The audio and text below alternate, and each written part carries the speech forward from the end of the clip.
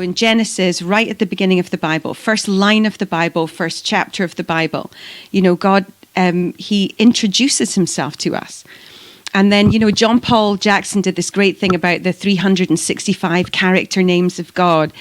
And then it struck me one day, as I was kind of thinking about this and praying about this way back 10 years ago, of all the names that God would have chosen to be the very first one, which is like the handshake of God, because it's the word of God to us, his people.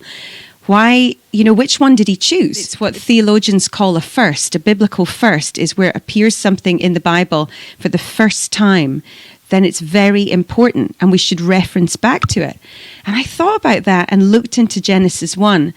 I thought, well, the Creator was the name he chose first.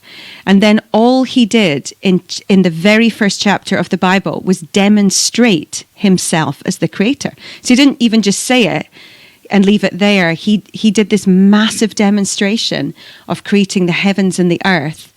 And then he said, Genesis 1:26, let's make mankind, humanity, in our image. There's the image of the Trinity.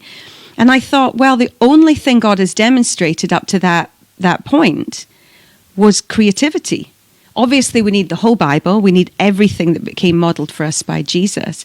But if, it's almost like I like to call it as if, imagine God at his desk, he reaches for the highlighter pen when he's writing the Bible, inspiring the word, and draws a line over important highlights. And Limitless began to track these sort of pivotal points where something would tip.